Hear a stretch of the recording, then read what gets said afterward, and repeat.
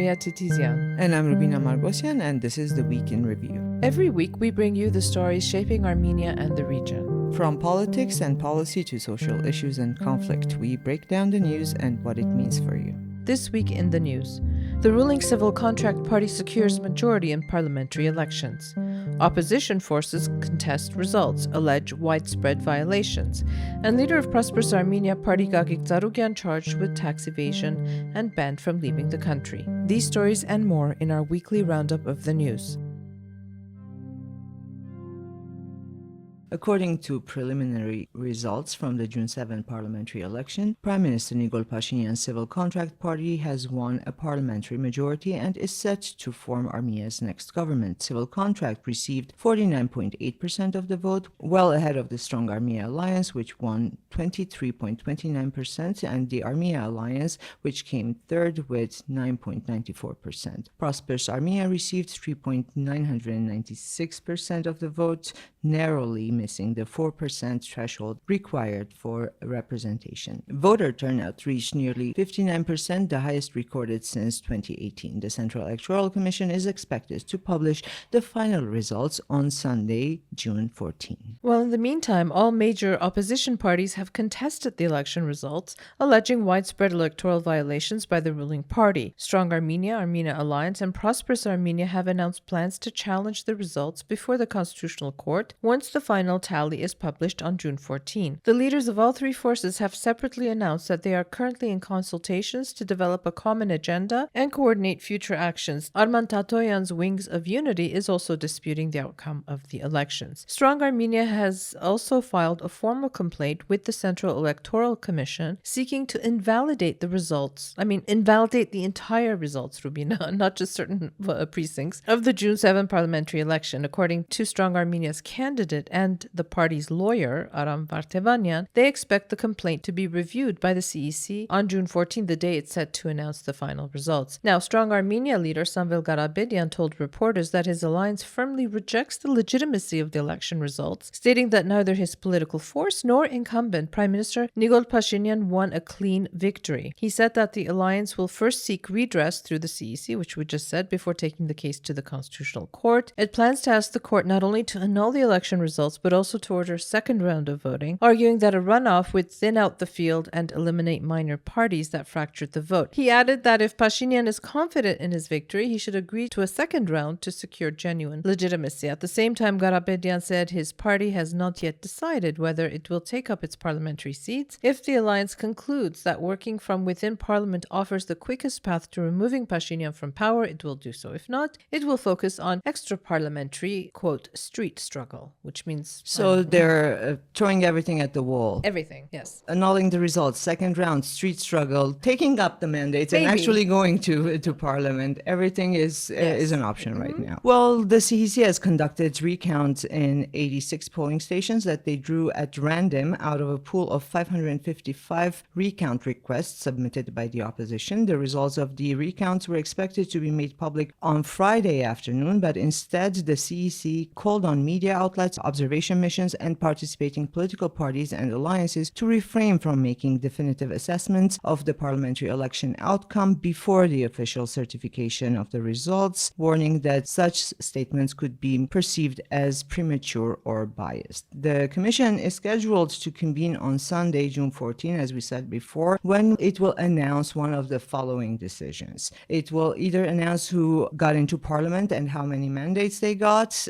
who got the mandates from what we understand. It will either order revote in specific polling stations, and we'll talk about this because the results of some polling stations from 3 at this point have been annulled. It might declare the parliamentary elections invalid and schedule a revote, or it will call for a new regular election. Can you imagine a whole set of elections? Well, the statement, just to repeat the statement from the CEC that was made several hours ago, it says any official CEC commentary on the current situation could be perceived as a prejudgment judgment. We therefore call on all parties to await the final certification results. The Commission added that the June 14 session will be broadcast live, open to media coverage, and accessible to those entities entitled to attend CEC sessions. Which means our Sunday is shot, Rumina.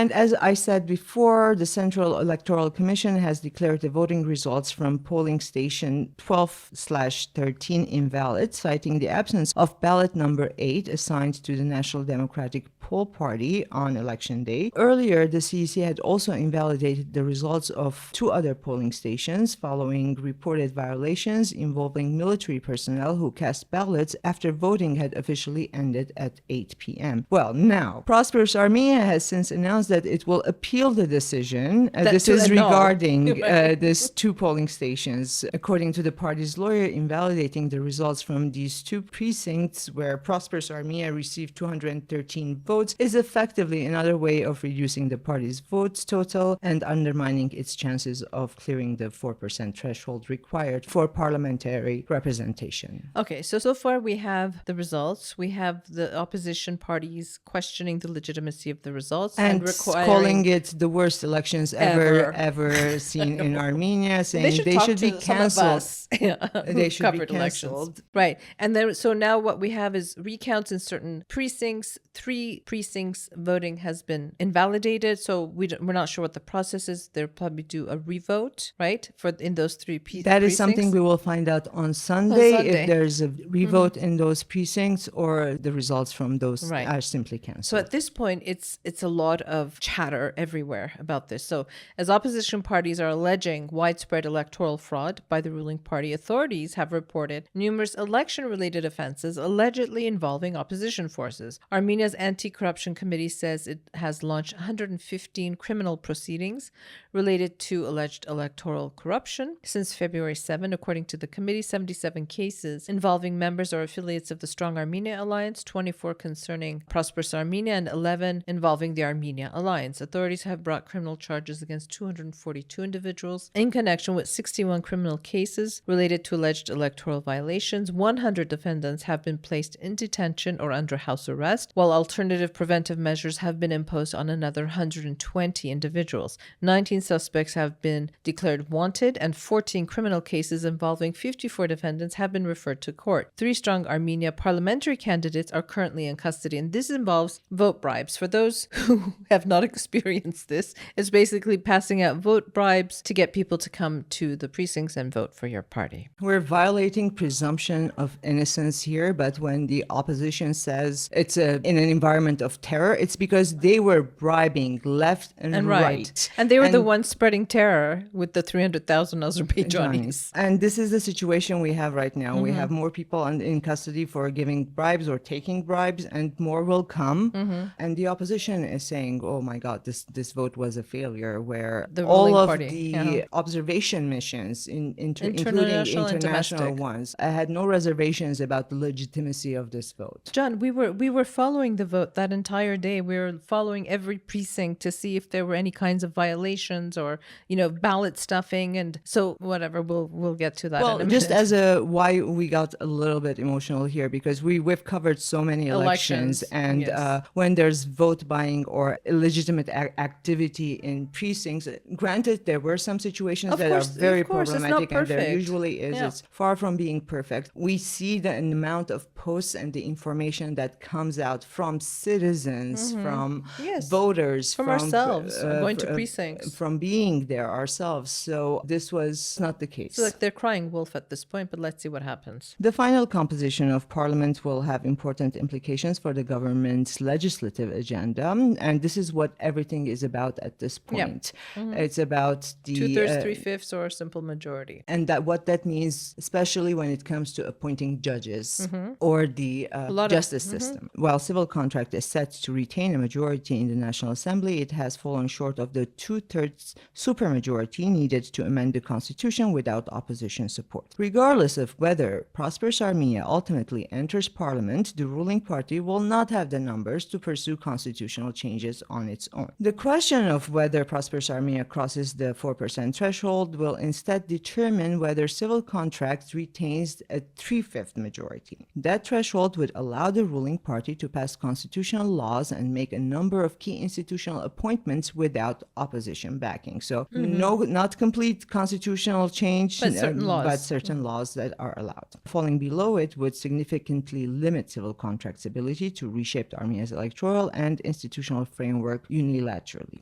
Throughout the campaign, Pashinyan argued that an election victory would provide a mandate to move forward with constitutional changes through a referendum. Justice Minister Tsarukyan suggested this week that citizens have a direct right to a referendum, asked whether there is a legal mechanism that would allow a constitutional referendum to proceed without the approval of 2/3 of parliament. Galyan declines to provide a direct answer, stating that the right to a referendum belongs to the people. Now, we're coming back to this Here we go. magical number of 300,000 because Armenia's law also says with 300,000 signatures from citizens, any law could trigger a referendum. Right. So she alluded to that. No, I think this is like, you know how in Christianity the number 40 or the 7 has certain, for this election it's been 300,000. 300,000 jobs, 300,000 Azeris, and now 300,000 signatures. So there you go. Maybe there's evil hands at work we don't know about.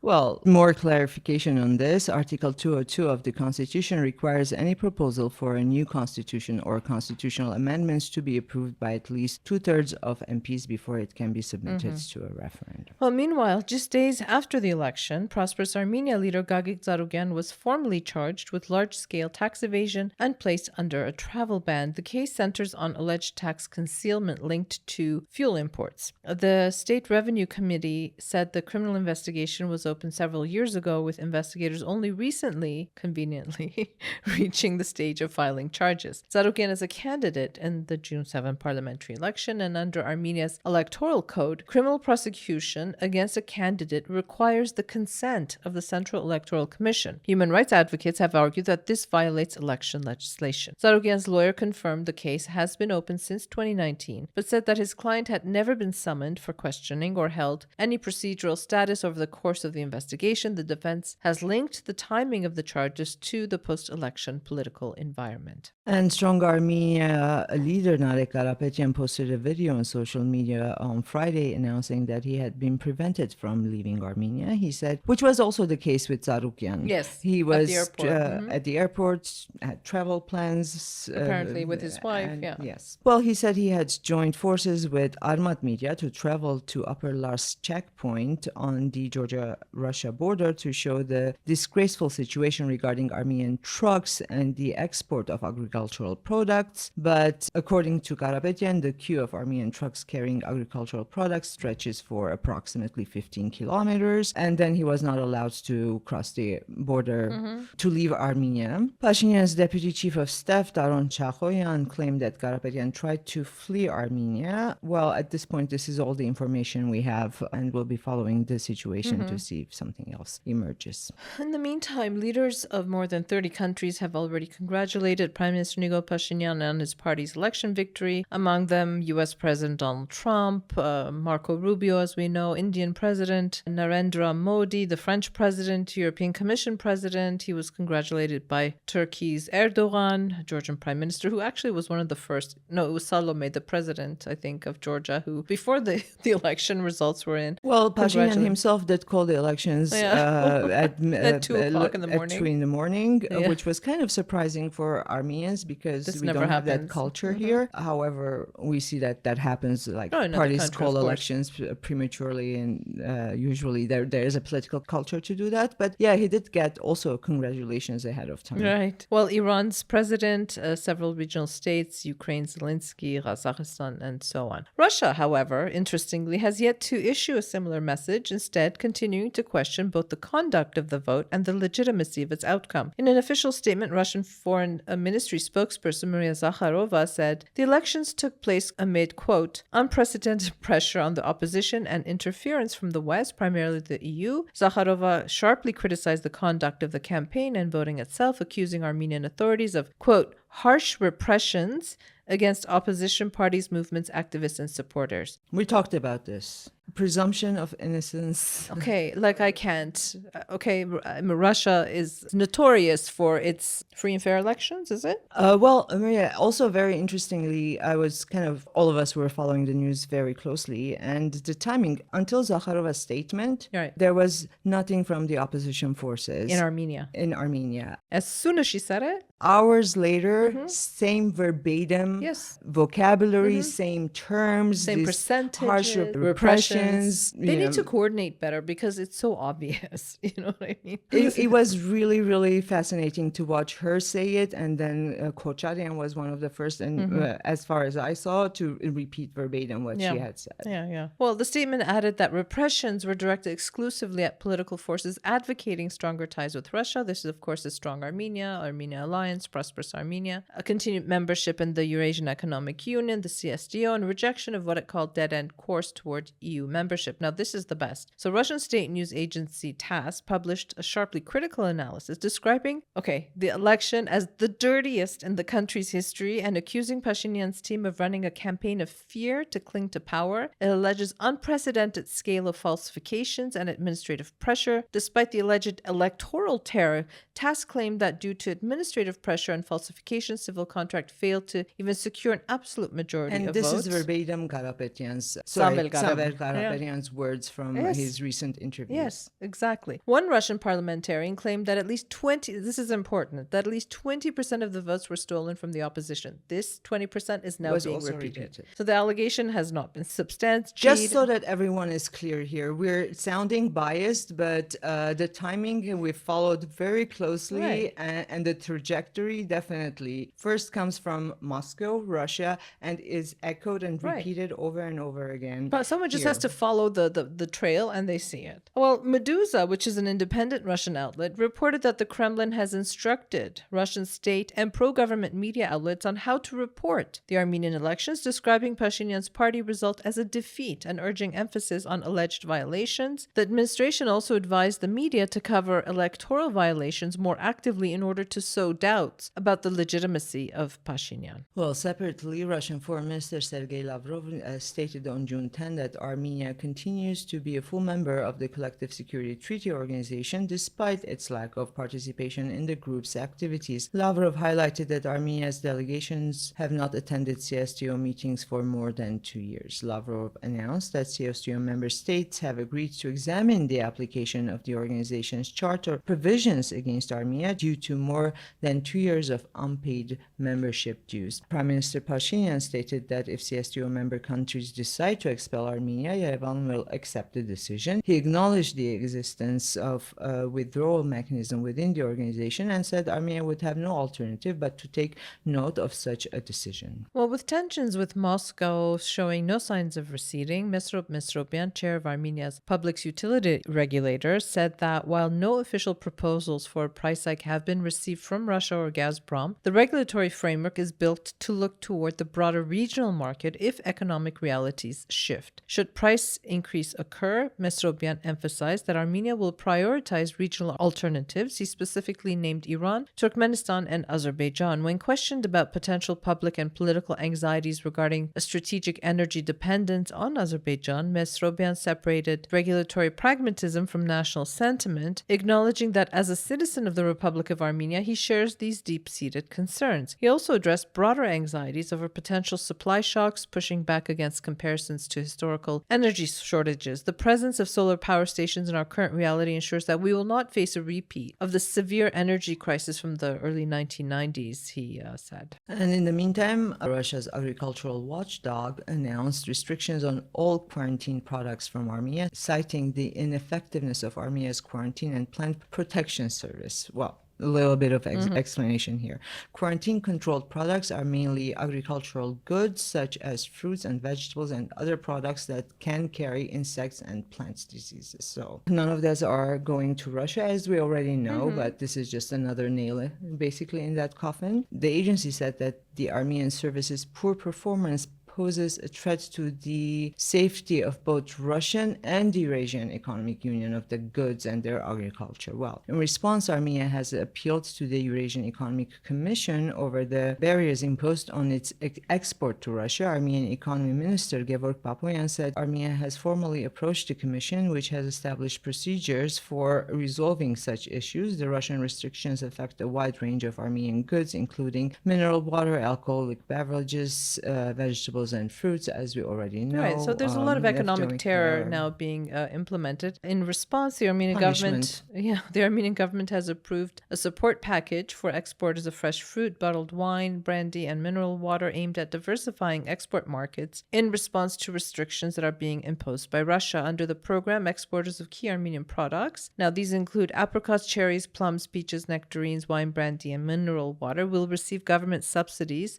throughout June. Officials estimate the measure will support the export of around 11,500 tons of fruit, as well as significant volumes of alcohol and mineral water. Prime Minister Pashinyan said the subsidy scheme would be closely monitored to ensure it does not lead to unjustified price increases. He also requested an update on the government's flour export support program. The Deputy Economy Minister said that since June 1, nearly 1 million flours have been exported to markets, including the UAE and several European countries, with one Armenian company now registered on the Dutch Flour Exchange. Pashinyan added that the Dutch Prime Minister had personally pledged support for Armenian rose exporters. And following negotiations at an Armenian-Polish business forum in Yerevan, 20 trucks loaded with Armenian apricots are set to depart for Poland by the end of June. Artur Lewandowski, founder and the CEO of the Polish company Highway Group, told Armen Press that talks between Armenian and Polish business people had produced concrete results. We are starting with apricot exports, he said, noting that work is underway to obtain the necessary certifications. And Artsakh Armenian activist Artur Osipyan has been released from pretrial detention following written guarantees submitted by civil society representatives. His detention had drawn, public criticism, including from a number of civil society groups and public figures who described the case as politically motivated. Osipyan is accused of making public calls for violence against the prime minister through posts published on his Facebook account. This goes back to March 22. Investigators allege the statements were politically motivated. He was detained after he had a heated exchange with Pashinyan during a civil contract campaign event. Osipyan was detained on May 18 and began a hunger strike 3 days later, demanding that Pashinyan apologize for calling him a deserter. The prime minister has said that he is the one expecting an apology. According to Osipyan's lawyer, the activist has not ended his hunger strike as of the latest update. However, following his release, Osipyan reportedly informed his guarantors that he would most likely end the hunger strike that he's on. And, we had a busy weekend, Rubina. We also had a busy week. As always, we talk about the articles that we did publish, and we did one. First of all, we had a live blog the day of the elections, and that we continue to update for several days. Now, depending on what happens on June 14, what the CEC says, we might continue updating that, but we'll see how things proceed. We did publish something on Newswatch, just a quick update really on how election day had proceeded by Lewin Rogers. It calls Pashinyan wins majority in Armenia's highest voter turnout since 2018. So if you want a recap of the day, that's a pretty good piece to take a look at. And a piece by Sosi Tatikian about the military parade is called Armenia's New Army, Diversification, Rearmament, and the Military Balance. It's about the May 28 military parade in Yerevan and what it revealed about the emerging new army, one built on diversification, international partnerships, expanding domestic defense production, and efforts to adapt to a transforming regional security landscape. And as always, in a very, very in-depth analysis, If anybody wants what these changes mean for Armenia's evolving military balance and regional security. Take a deep breath and dive in. No, but it's actually a fabulous record of Armenia's evolving military armaments and capabilities. We published another piece by Lori Yumshajekyan. It's called Beyond the Promised Land, and it's about how repatriation isn't for everybody. And it's not about, I remember, Rubina, people saying, oh, it's such a sacrifice. It's not a sacrifice when you benefit more than what you give, right? So she's saying that what if the stronger case for Armenia is not sacrifice, obligation, or identity, but maybe it's just a great place to live, and it really is. And so that was a really really interesting piece. I encourage people to write if they're thinking about moving, visiting, working. And speaking of the more dynamic version of Yerevan, that's not a sacrifice to live in. New piece in our creative tech section. It's called Inside Plug and Play Armenia, What Local Startups Can Expect. Plug and Play's arrival in Armenia is about more than adding another startup accelerator to the ecosystem. It represents a new model of mentorship, global connectivity, and founder development, challenging local startups to think bigger, move faster, and build with international markets in mind. We published Vigen Galistyan's itinerary for the month of June, and he is, as always, as we are sometimes, unapologetically opinionated sort of journey through the exhibitions, films, and artistic conversations shaping the country's creative life. And this time he was like, I think post-elections impacted him as well. But still, there's a lovely selection of absolutely. It's just that he has a lot to say. Go to, things to see other than the election. Even election day, Maria, Yerevan, Armenia is a fascinating place. It was the same day wine festival, and we were at the office almost like, till 2-3 in the morning. And our world was so different. And just downstairs from us, there was wine festival. And several times when I went down to do some shopping, I felt like a different place, different vibe. It felt like a country where there weren't elections on those days, on that day in particular. So multiple realities at the same time. We live in a country of multiple realities. Today, we also published a piece by Christopher Atamian. It's part of his column. The column is called Art Speak. It's called Agrippina Reclaimed, Diana Arterian's Feminist Excavation. In Agrippina the Younger poems, Diana Arterian blends poetry, history, and critical reflection to reclaim one of antiquity's most misunderstood women. Christopher Atamian explores how this award-winning collection challenges inherited narratives and reimagines the relationship between literature, memory, and historical truth. And we also published our State of Play video interview with Nerses Kopaliana about, Armenia's post-election landscape. Will there be compromise? Will there be further fracture? With the, elections over, new government set to take shape, what does Pashinyan's renewed mandate mean for Armenia's security, foreign policy, and place in a rapidly changing geopolitical space? It was an interesting conversation. We spoke for almost an hour and talked about, possible scenarios. Let's see what happens. And that's the kind of very busy, intense week we've had here in Yerevan. Thank you for taking the time to listen. Have a safe and peaceful weekend, and we'll be back again next week.